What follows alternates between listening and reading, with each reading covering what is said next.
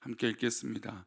내가 인침을 받은 자의 수를 들으니 이스라엘 자손의 각 지파 중에서 인침을 받은 자들이 14만 4천이니.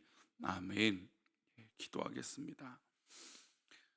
하나님 아버지, 감사합니다. 우리를 사랑하시고 우리를 인도하시고 우리를 붙들어 주신 하나님의 놀라운 은혜, 하나님 감사합니다. 나의 생명, 나의 소망, 나의 모든 것을 드리기에도 부족함이 없는 그런 은혜의 하루가 되어질 수 있도록 하나님 복을 내려 주시옵소서. 우리 믿음의 백성들을 하나님 붙잡아 주셔서 저희 크신 은혜로 인도하여 주시고, 하나님 함께하여 주신 은혜가 우리 가운데 넘칠 수 있도록, 또 그런 하루가 되어질 수 있도록 은혜를 더하여 주옵소서.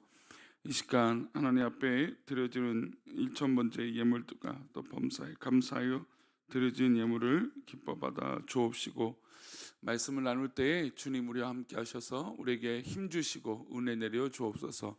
감사하고 거룩하신 예수님의 이름으로 기도 올리옵나이다. 아멘. 물론 경쟁이라는 것이 무조건 나쁘다라고 할 수는 없을 겁니다. 좋은 경쟁도 있겠지만, 그러나 우리 사회는 너무 좀 지나친 경쟁이 치열하여 좀 문제가 있는 것 같습니다. 사람들은 많은데 또 땅은 좁은데, 이 서울에 또 이 경기권에 많은 사람들이 집중되어 있기 때문에, 그래서 어떤 이 수요나 어떤 일자리나 또 이런 것들의 경쟁이 굉장히 심각합니다. 그래서 사실 우리 어른들 세대들은 경쟁이 굉장히 일반화예요. 내가 이 경쟁의 구도를 잘 이겨야 살 수 있음을 또 그렇게 살아왔죠. 그러나 요즘 이제 이 젊은 세대들은 이 경쟁이 사실은 좀 익숙하지는 않아요. 근데 그러다 보니 이 경쟁의 치열함 속에 굉장히 힘들어하는 청년들, 또 이 젊은 세대들이 분명히 또 세대의 다름이 분명히 보이는 것 같습니다. 과거에는 중학교, 고등학교도 뭐가 있습니까? 입시가 있었죠. 대학교도 본고사가 있었습니다. 요즘은 그래도 많이 완화가 됐지만, 그래도 우리 한국 사회는 경쟁을 하게 되죠. 학교도 서열을 순위를 나누고 또 서열을 구분하고, 또 그런 사실 이제 그런 것이 또 다른 악 영향이 있어서 문제가 되고, 출신 학교, 출신 지역 이런 이 배경으로 경쟁을 일삼는 것 같아 좀 안타까운 현실은 분명히 있습니다. 이런 이 경쟁 체제가 사실은 좀 이단들이 참 노리고 있는 허점 중에 하나라고 할 수 있습니다. 우리가 대표적으로 알고 있는 이단 사이비들이 교회 안에서 이 나쁜 경쟁들을 부추깁니다. 예를 들어서 우리가 잘 알고 있는 이 신천지만 해도 구원받은 사람의 숫자를 정해놓고 이 숫자에 들어가는 열심을 내야만 구원을 받을 수 있다, 이 얘기를 합니다. 우리가 잘 알다시피 신천지는 14만 4천 명이 넘어서 또 다른 14만 4천 명을 모으고 있다라고 얘기하죠. 거짓이죠. 사실 이단들은 그 이 경우의 숫자나 어떤 정해진 것들이 바뀌면 또 바꿉니다. 그러니까 말 바꾸기를 일삼죠. 그게 사실 이단의 특징이라고 할 수 있습니다. 이만희씨만 해도 자기는 불사하다, 죽지 않는다라고 얘기하지만, 우리가 다 알다시피 이제 또 그때가 지나고 나면 또 다른 말을 바꾸는 것이 이단일 겁니다. 근데 이단이 가장 이 한국 사회의 약점을 파고든 것이 바로 이 경쟁이에요. 교회 안에서 경쟁, 또 이 사회에서의 경쟁, 또 이단 어떤 그런 부분에서 이 경쟁을 부추긴다라는 것이죠. 오늘 말씀의 구원은 경쟁이 아닙니다. 우리가 받은 하나님의 은혜, 하나님의 구원은 우리가 뭔가 경쟁을 해서 남을 이겨서 얻는 구원은 절대로 아니라는 것이죠. 요한계시록에 3번의 심판이 나옵니다. 7인의 심판, 7나팔의 심판, 7대접의 심판이 나오죠. 이제 어제 첫 번째 심판에 7인의 심판의 내용들을 봤습니다. 6장에는 7인을, 그러니까 인을 뗄 때마다 심판들이 나오죠. 근데 어제도 말씀드렸지만 6장에는 7번째 인이 다 나온 게 아니라 6번째 인까지 나오고 7번째 인 뗄 때는 잠시 유보에 둔 것처럼 좀 잠시 머물러 있는 것처럼 표현하고 있습니다. 7번째 인을 뗄 때 심판은 8장에서 나옵니다.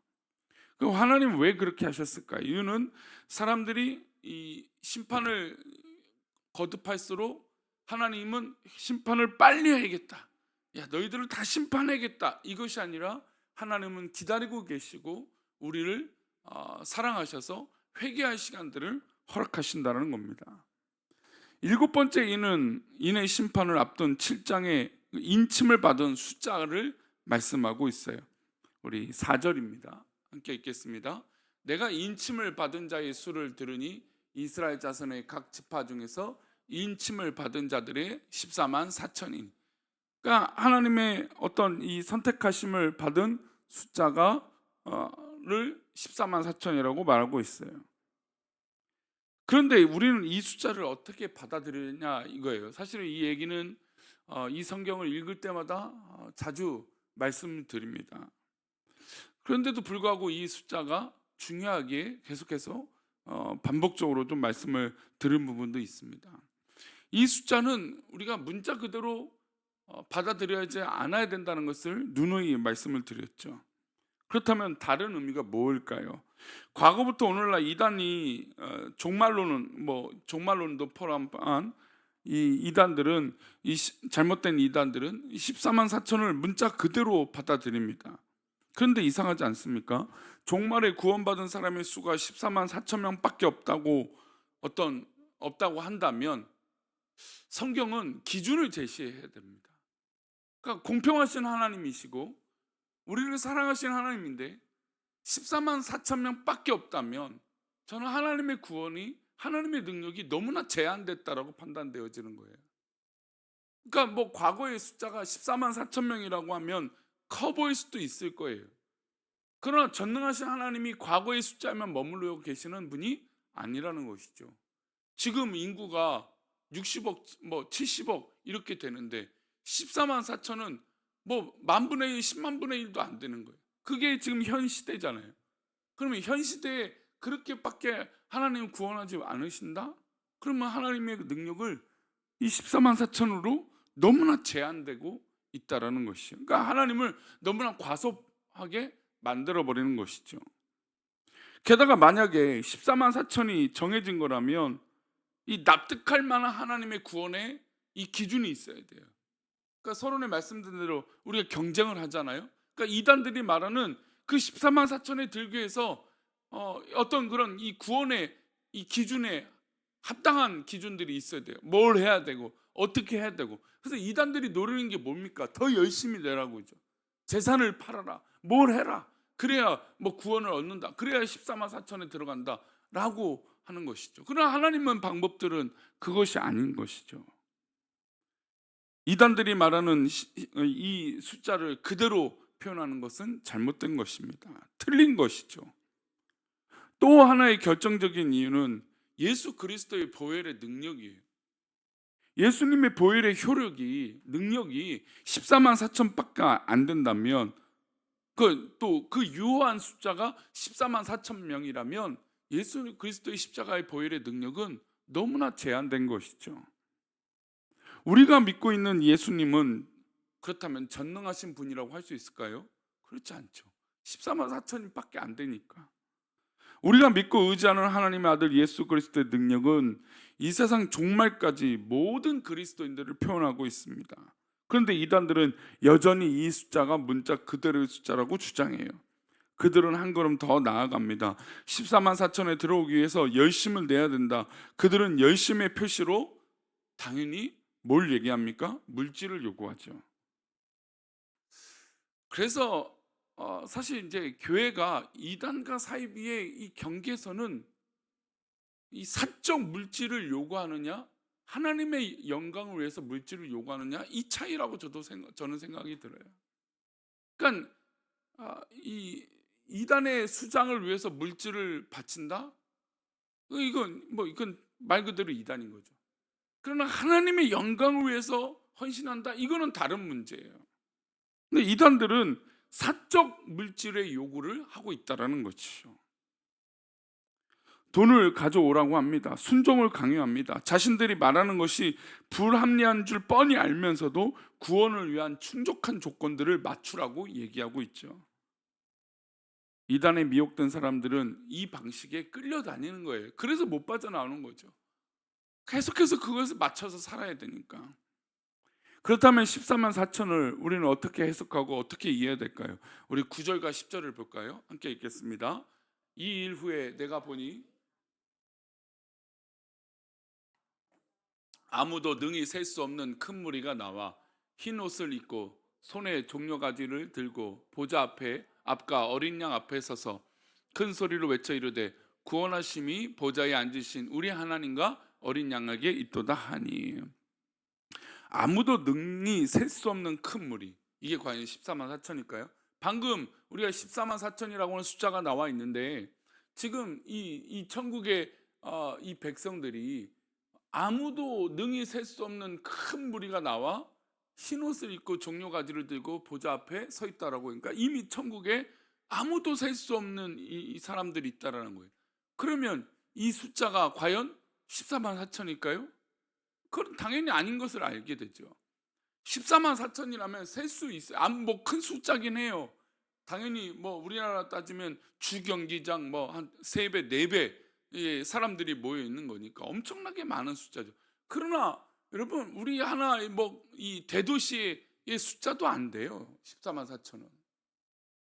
그러니까 아무도 능히 셀 수 없다는 건 어마어마한 숫자가 이미 이 주님 앞에 이 천국에서 종려나무 가지를 흔들고 어린 양 앞에 서 있다라는 겁니다. 그리고 10절 말씀에 큰 소리 외쳐 구원하심이 보좌에 앉으신 우리 하나님과 어린 양께 있다라는 거예요. 그러니까 우리 예수님의 능력에 대해서 지금 찬양하고 있죠. 이 셀 수 없는 큰 무리가, 이 셀 수 없는 큰 무리가 예수님을 찬양하는데, 아니면 지금 이 구원을 찬양하는데 이 구원이 제한적으로 보이십니까? 아니죠. 이 구원은 너무너무 우리를 사랑하시는 정말 무궁하신 하나님의 사랑, 예수님의 사랑, 예수님의 능력이 담겨 있는 것입니다. 그러니 이 14만 4천이라고 하는 숫자의 이 표현들은 이 구절에 전혀 맞지 않는 것이죠. 게다가 뭐 우리는 뭐 이건 예적 우리들이 좀 많이 썼던 표현들인데 해석 방법인데, 이 계시록은 묵시 문학 전통으로 기록되어졌다 이런 겁니다. 계시록의 숫자는 유대인들이 묵시 문화 전통에 이해해야 된다라고 하는 것인데 14만 4천은 12와 12 그리고 1000이 곱해진 숫자라고 말하고 있어요. 유대인들에게 10이라고 하는 숫자는 굉장히 중요하다는 건 우린 잘 알고 있습니다. 3이라고 하는 이 땅의 수, 4라고 하는 하늘의 수의 완전수, 이 둘이 곱해진 10이라고 하는 완전수, 그리고 구약의 지파는 12지파, 그리고 12아들. 그러니까 10이라고 하는 숫자는 굉장히 중요한 숫자고 완벽한 숫자입니다. 그리고 예수님의 제자도 12명이죠. 앞에 나오는 12, 그러니까 12 곱하기 12의 앞에 나오는 12는 구약의 수를 얘기하고 있고, 뒤에 나온 12는 신약의 제자들을 상징하고 있어요. 그러니 이 예수님의 제자 구약의 성도들이 곱해진 12와 10이에요. 그리고 1000은 어떤 것을 의미할까요? 그것은 구약의 교회와 신약 교회의 교회 성도들의 정체성을 말하고 있어요. 민수에게 보면 이스라엘 백성들의 출애굽할 때 숫자를 나누었어요. 나누어지는 인원의 시작은 1000부장, 100부장, 50부장이죠. 그러니까 중간 리더들입니다. 군대가 전진하는데 군대의 최대 단위가 1000명이었어요. 그러니 1000이라고 하는 수는 성도의 정체성인 군대임을 얘기하고 있는 거예요. 그러니까 이 군대가 움직이는데 1000명 단위가 맥시멈인데 이 교회의 정체성이 바로 내가 하나님의 군사잖아요. 그러니까 군사로서의 정체성이 담겨져 있는 숫자가 바로 1000이라는 겁니다. 그러니 구약교회와 신약교회 성도들의 정체성은 유약함이 아니라 세상의 악과 공중의 권세 잡은 사탄의 세력과 싸워서 이기는 것입니다. 그들을 무찌르는 군이라는 것을 깨닫게 해주는 것이죠. 그러니 14만 4천은 이단들이 말하는 문자 그대로의 숫자가 아닙니다. 우리를 포함해서 예수 그리스도를 믿다가 지금은 천국 백성 대신 수많은 믿음의 백성들이 예수님의 앞에 찬양하고 재림하신 그날까지 복음을 들고 구원을 받은 우리 자손들까지 포함되어 있는 것입니다. 그러니 우리의 정체성, 또 그들의 정체성, 믿음의 성도들의 정체성은 바로 믿음의 군대들이라는 것이죠. 오늘 우리가 구원을 받은 백성으로서 우리가 살아가야 될 목적은 오직 믿음밖에 없습니다. 그러니 이단들이 말하고 있는 어떤 그런 이 경쟁과 어떤 그런 잘못된 헌신에 빠지지 마시고, 또 그런 것에 현혹되지 마시고, 오직 우리는 주님의 선한 부르심을 받은 군인으로서 믿음으로 살아가야 될 줄 믿습니다. 오직 구원은 무엇으로만 받을 수 있습니까? 구원으로만 받을 수 있습니다. 어떤 열심, 어떤 이 구원에 합당한 행위, 그것은 다음 문제예요. 다음 문제라는 건 그것의 구원의 조건이라는 것이 아니에요. 우리가 제대로 믿으면 당연히 제대로 행동하겠죠. 그래서 믿음과 행위는 같은 선상에 두고 해석하는 겁니다. 하지만 행위의 결과가 우리의 구원의 조건은 절대로 아니라는 것이죠. 믿음의 정체성은 그저 하나님께서 부르신 믿음의 군대로서 정말 저 사단과 싸워 이기는 그런 믿음의 정체성으로 살아가기만 하면 되는 것입니다. 오늘도 우리가 하루를 살아갈 때 나의 열심이 어디서부터 있는지, 나의 열심은 무엇으로부터 하고 있는 것인지, 나의 열심은 과연 어디에 속해서 하고 있는지 돌아봄으로 우리가 주님께 쓰임받는 믿음의 군대들이 되시기를 축원합니다. 기도하겠습니다. 하나님, 우리가 속하고 또 우리가 하려고 하고 있는 모든 정체성은 하나님의 부르심에 있음을 믿습니다. 하나님의 부르심은 정말 이렇게 놀랍고 깊으신 하나님의 사랑이 담겨 있습니다. 우리 주변에 너무나 만연한 이단과 사이비들이 하나님의 말씀을 왜곡하고 하나님의 사랑을 제한하고 하나님의 보혈의 능력을 왜곡하는 일들이 많은데, 하나님, 우리가 이것에 빠지지 않게 하시고 주의 놀라우신 은혜가 우리 가운데 넘쳐 정말로 구원의 백성답게 살아갈 수 있도록 복을 내려 주옵소서. 우리의 믿음의 정체성이 바로 하나님의 부르심에 있음을 믿고 그렇게 살아가는 복된 하루가 되게 인도하여 주옵소서. 감사하고 거룩하신 예수 그리스도 이름으로 기도 올리옵나이다. 아멘.